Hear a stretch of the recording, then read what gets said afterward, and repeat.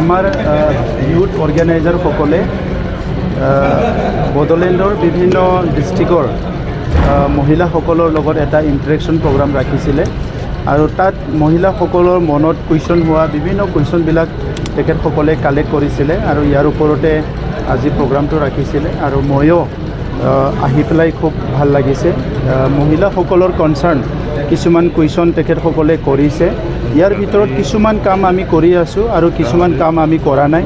যিখিনি কাম কৰিছোঁ আমি খুব সুন্দৰকৈ মই তেখেতসকলক ক'বলৈ চেষ্টা কৰিছোঁ আৰু যিখিনি কাম কৰা নাই বা ভৱিষ্যতত কৰিব লাগিব এইখিনি কথাও মই তেখেতসকলক কৈছোঁ আমাৰ দৃষ্টিভংগীটো ক্লিয়াৰ মহিলাসকলক বাদ দি এখন সমাজ কেতিয়াও আগবাঢ়ি যাব নোৱাৰে আৰু যিবিলাক কাম কৰিলে মহিলাসকলে কষ্ট পায় বা যিবিলাক কাম কৰিলে আমাৰ মহিলা ছেকশ্যনটো বহুতখিনি অসুবিধা হয় এই কামবিলাক আমি লাহে লাহেকৈ এভইড কৰিব লাগে যেনেকৈ ভাইলেন্স বন্ধ চন্ধ হ'লে আগতে বহুতখিনি কষ্ট পাইছিলে আৰু ডমেষ্টিক ভাইলেন্স এতিয়াও ক'ৰবাত হয় এই কথাবিলাকো আজি ইয়াত কুৱেশ্যন আহিছে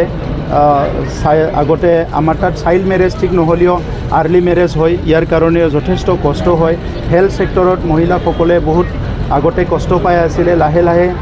হেল্থত যথেষ্ট ইম্প্ৰুভ হৈছে পলিচিবিলাক এইকাৰণে অলপ কমিছে তথাপিতো আৰু তেখেতসকলৰ এটা আণ্ডাৰষ্টেণ্ডিং বা ফিলিং আছে কি